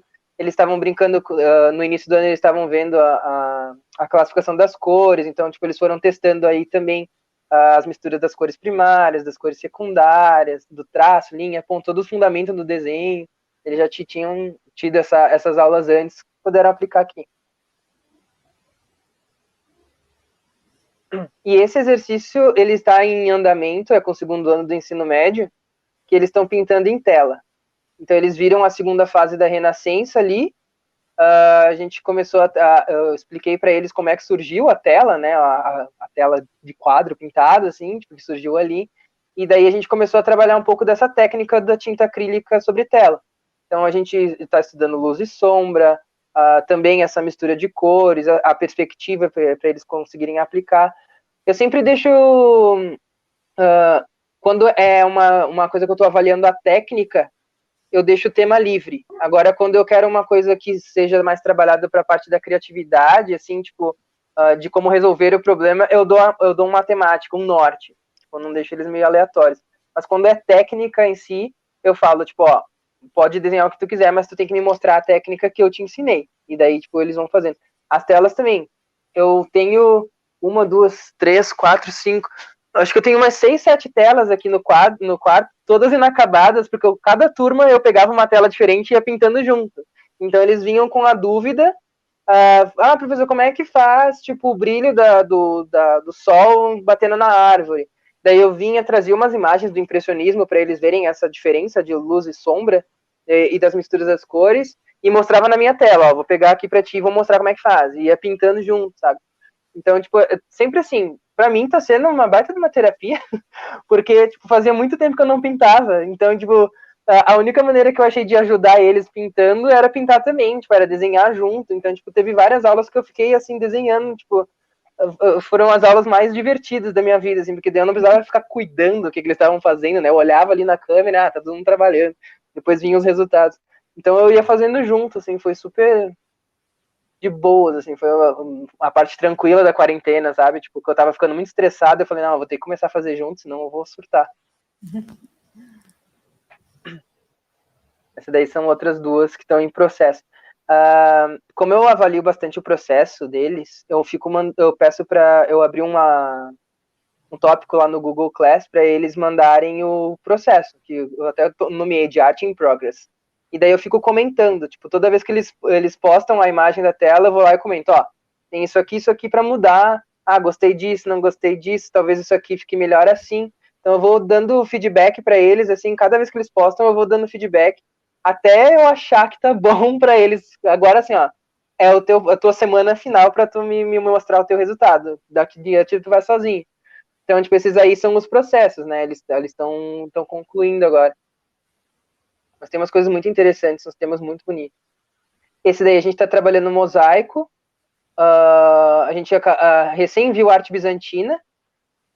E daí a gente está trabalhando com a linguagem do mosaico, que foi uma característica bem marcante da arte bizantina, tanto que tu falou ali das mesquitas, né?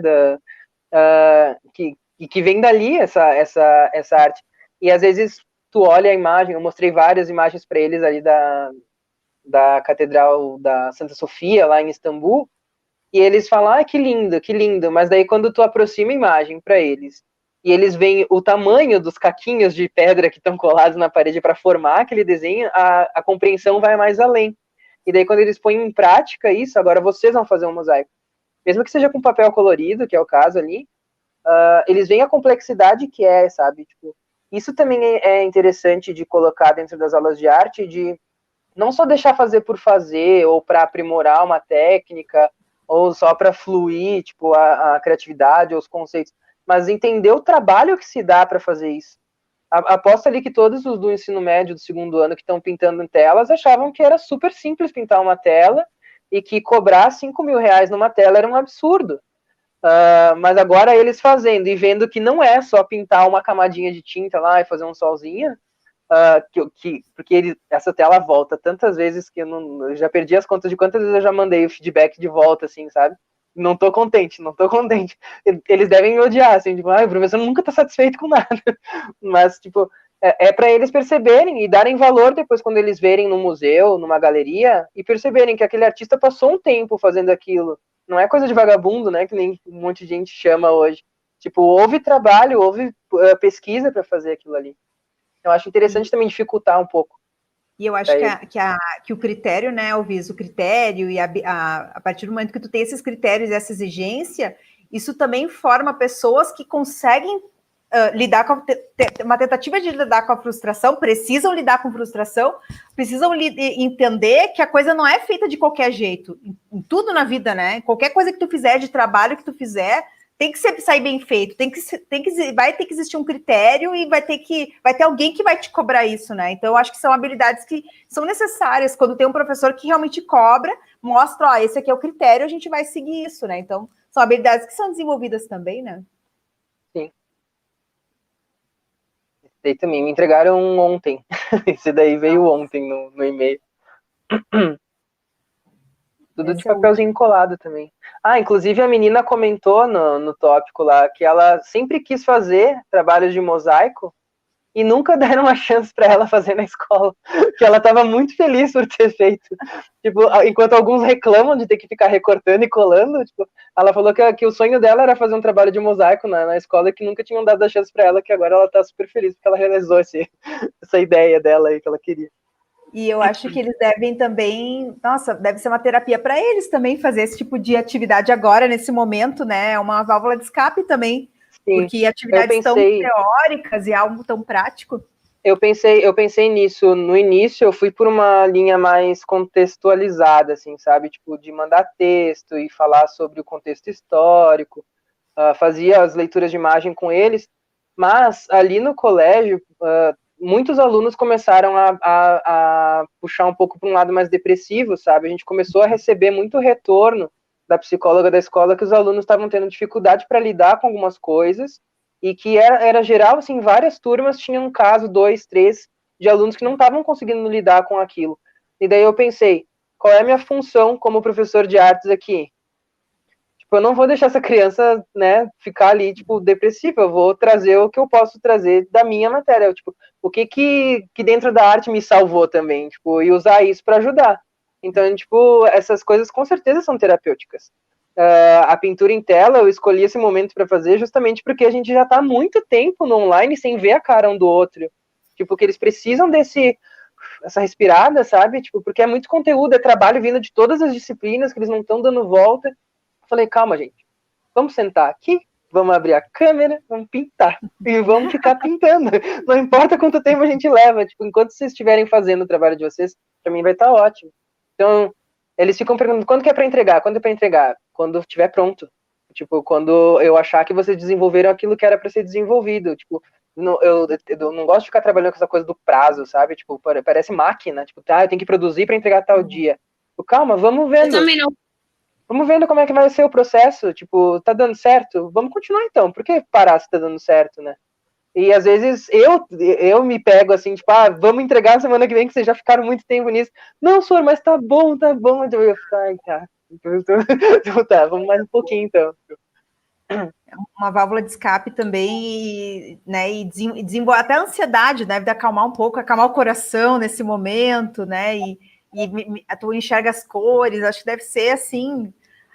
Alguma função tão, né, a gente já tinha, acho que já tinha a função de tu desenvolver a criticidade, de abrir a cabeça. A arte é uma coisa que, né, está no ser humano, né, é inacreditável como as escolas não, né, não digo a escola, o sistema não valoriza a arte na escola, é inacreditável. O teatro, né, a dança, que eu também tem a questão da dança, nossa, tanta coisa a gente vê, assim, as aulas... Não, eu vou até mencionar agora que tu falou, eu tinha esquecido, tipo, é que não tem como colocar o link ali, mas com sextos anos, essas últimas semanas a gente estava estudando teatro, né? Com sétimo ano também, no início do ano, a gente estudou um pouco de teatro. Eu mandei uma lista de teatros musicais para eles assistirem. O retorno dos pais me mandando e-mails, tipo, que foi muito bom passar o domingo com a família assistindo uma coisa de qualidade. Tipo, teve famílias que assistiram Fantasma da Ópera, me mandaram fotos assistindo, com pipoca. Tipo, assistiram, tipo, Mamma Mia, tipo, o Shrek, que tem musical no Netflix, né? Que não é uma coisa que eles estão acostumados a consumir, a não ser que eles vão lá para Broadway assistir, né? Mas, tipo, é uma linguagem teatral que no Brasil ainda é muito escassa, que a gente só tem no eixo Rio-São Paulo, e que eu achei legal trazer. E os sextos anos eu tentei, assim, tipo... Eu vou fazer teatro com eles, tipo, tentar fazer teatro com eles online, vamos ver se dá certo. E deu. Eu trouxe o texto para começar a encaminhar eles para o caminho, assim, né, tipo, da interpretação e tal. Eu trouxe o texto do Meu Pé de Laranja Lima, na versão teatral, e eu compartilhei a tela com eles, separei os personagens para cada um da turma, e eles iam fazendo uma leitura dramática. Então, tipo, eu falei para eles focarem nas expressões faciais, na mudança de voz para cada personagem. A gente foi muito legal. Tipo, eles adoraram Meu Pé de Laranja Lima. E essa semana eles criaram o texto para apresentar. E vieram umas coisas assim, tipo, muito legais. Até pai fazendo figuração atrás, vestido de personagem, passando. Montaram o cenário, figurinos, maquiagem. Tipo, foi muito legal, assim. Eu gravei todos para ficar assistindo depois, porque foram muito boas, as peças muito criativas. E eles empenhados em fazer, sabe? Então, até o teatro funciona de forma online, até a dança funciona de forma online. Tipo, não tem como barrar a arte em qualquer contexto que seja. Tipo, não tem como. E o São José está fazendo... Como é que a escola está fazendo? Estão fazendo semanal as aulas síncronas? Como é que está sendo? A gente começou só enviando as atividades pelo portal e recebendo retorno deles. Depois passou por um processo de adaptação para as aulas online. E daí a gente abriu os vídeos com eles, mas cada disciplina numa carga horária reduzida. E daí agora, tipo, depois das férias, a gente começou de fato com as síncronas. Então a gente está nos mesmos períodos que a gente estaria no presencial, e eles estão ali juntos, né? Então, tipo, pelo menos agora, depois desse recesso que a gente teve ali, eu me senti mais tranquilo, tipo, porque daí eles estão ali de fato, sabe? Às vezes era 2 turmas juntas numa sala só, então, tipo, era um grupo grande de alunos que a gente não sabia se estava tendo acesso ou não, e agora, assim, tipo, tendo as aulas síncronas aumenta mais o contato também, né? Porque daí tu vê eles mais vezes, não fica só naquele períodozinho ali. Tu sabe que até hoje, foi hoje que eu postei no meu Facebook sobre isso, que no começo, né, a minha filha estuda em escola particular, e eles começaram com aula direto. E eu achei um horror, né? Como? Como é que vai fazer crianças ficarem na frente das câmeras? E tive que elogiar a professora dela, porque a Alice tem 7 anos, vai fazer 8, e ela dá 1h30 às 5 na frente da câmera. Mas a gente tem que lembrar o seguinte... Eles não se enxergam, no caso, os adolescentes até têm mais contato WhatsApp e tal, mas as crianças não se enxergam muito, então é o momento que elas olham para os colegas, que ela olha para o professor, então tem essa questão, né, aquela janela do mundo, né, a tela, então eu achava no começo um horror, mas agora, olhando para o outro lado e vendo, é diferente do que nós na escola pública mandando atividades e esse contato. Como é difícil, né? Como faz falta isso, tu olhar para o aluno, tu ver como é que ele está. E claro, né? É justificável. A escola pública a gente não conseguiria manter. Tem alunos que mal tem celular, né? Mal está conseguindo fazer atividade, mal tem celular, mal consegue entrar na plataforma. Mas se tu consegue, se tu tem a possibilidade de, como a escola particular, tem que usar, né? Tem que usar. Eu acho que cada um tem que lutar com as suas armas, né? Oi? 5 períodos. Sim, no geral, as escolas estão assim agora, eu acho, nas particulares estão entrando no horário normal. Mas eu vou te falar, eu achava que não ia dar certo, mas eu tô vendo que quando eu também estava um pouco relutante nisso, sabe? Tipo, de se o aluno ia conseguir ficar os 5 períodos na frente do computador e se ia ser saudável para ele fazer isso, sim, sabe? Mas eu questiono, é saudável? E daí eu foquei justamente na parte prática, mais terapêutica da arte, por causa disso. E eu vi que os professores de educação física também focaram nessa parte do condicionamento físico deles, porque eles têm que se mexer. Não é saudável ficar sentado na frente do computador. Claro. Então, tipo assim, eu acho que saudável, eu tenho que fazer eles criarem coisas, eu tenho que fazer eles mexerem com tinta, eu tenho que fazer eles brincarem. E os professores de educação física estão fazendo eles se mexerem. Então, tipo, a gente está tentando compensar esse lado, sabe? No início eu também era bem relutante, mas eu achei melhor agora, tendo eles toda vez, porque, tipo, eu consigo manter o contato e saber o que está acontecendo com eles. Porque antes não tinha ideia qual era a dificuldade, né? Então, tipo, pelo menos agora tá um pouquinho melhor, eu também tô um pouquinho menos ansioso. Tipo... dizer se, assim, realmente melhor, acho que não substitui a aula presencial, não substitui, é o que está se conseguindo fazer, e eu acho que cada realidade está usando as suas ferramentas, a gente está dando um jeito, digamos assim, mas não é uma substituição, apesar de que o que tu falou, Elvis, eu também acredito, tem coisas que a gente vai conseguir manter, que a gente aprendeu, porque, é muito conhecimento, é muito investimento de tu dominar várias ferramentas, né? A Gabriela também faz parte do grupo que está fazendo isso, né, Gabi? Para depois simplesmente dizer, agora eu não vou fazer. Não, depois que tu conheceu, abriu a nossa cabeça, a gente adiantou 10 anos aí, pelo menos 10 anos de processo de coisas que alguns professores não fariam, não dominariam, não iam buscar, e a gente foi na força mesmo, Eu acho muito legal. E uso, só eu acho que tem algum exagero, porque pensa num professor também de manhã e de tarde, o tempo todo na frente do computador, não é só esse lado, com certeza. É o cansaço, não dá para falar que tudo são flores, né? E a gente já fica né, planejando também, a gente já fica. Mas com turma assim, direto, como é que tu fica, eu me canso de ter, porque assim, eu sou uma pessoa que eu não gosto muito de ficar no computador e no celular, assim, eu tento me desintoxicar toda hora, sabe? E agora tá sendo quase impossível, porque tipo, eu tenho as aulas, eu tenho que responder os e-mails depois, eu tenho que corrigir os trabalhos, e tem tela ligada em todo lugar da casa, porque eu tô fazendo alguma coisa e toda hora chega uma notificação de trabalho que tá vindo. A gente tem que aprender a lidar com ter equilíbrio, tipo, em como fazer as coisas, né? Tipo, tu não pode largar as coisas só porque, tipo, tá vindo de cima a ordem. Tipo, tu tem que equilibrar. Se tu não consegue, tipo, meio que mesclar isso tudo e fazer dar certo pra ti, tu vai ter problemas com certeza.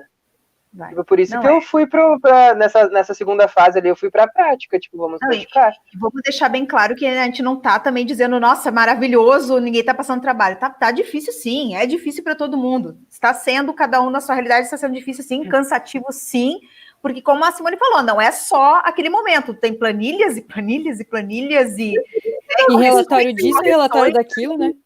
Do exame, né? Porque, que nem o Elvis falou, né? Mescla nossa, a aula, assim, que nem nós estamos fazendo a aula live, eu acho maravilhoso. Mas, assim, tem tempo também, né? Sim. Tá? Os próprios reclamando de que a gente está fazendo live muito comprida. A gente está quase 2 horas, né? Mas é que eu vou justificar, porque assim, não tem, desculpa, mas não tinha como não mostrar o trabalho de vocês, tá? E falar, não tem. Então, assim, né? Quem quiser assistir, vai assistir. Vamos lá. Eu vou divulgar depois que foi ótimo, maravilhoso, sim. E, né, os colegas de artes vão assistir, e não é só para colega de arte, mas o objetivo, para mim, foi alcançado. Simone, para mim, é isso aí, é o que a gente queria propor, é isso, né? E a gente conseguiu. Não, mas olha só, eu, como prof de matemática, vou me inspirar nisso. Porque essa fala do Elvis de ficar parado, eu vou começar a pensar mais atividades que a gente não fique atrelado tanto na frente do computador. Levantar para fazer uma aula de matemática, né? Que a gente vai na frente do computador, vai lá fazer, depois volta, entendeu? Sabe? Assim, eu vou começar a pensar nessas coisas, porque não dá. Eu acho que... Se tu ficar condicionado na frente do computador, tipo, vai adoecer com certeza. Tipo, tem que tentar fazer alguma coisa fora dessa realidade, né? Tipo, tem que tentar trazer, que foi o que eu falei lá no início, tentar trazer prazer naquilo que tu tá fazendo, porque senão tu vai definhando aos poucos, assim. Nossa, super válido essas dicas aí, super o excesso, né? O excesso. Aí vai pro celular, aí tá no computador, aí tu olha pra televisão, né? Porque não tem muito para onde ir dentro de casa, então é o excesso de tela, né? Mas então tá, gente, quero agradecer de coração, Elvis, obrigada por ter aceito o nosso convite, tá? E assim, maravilhoso.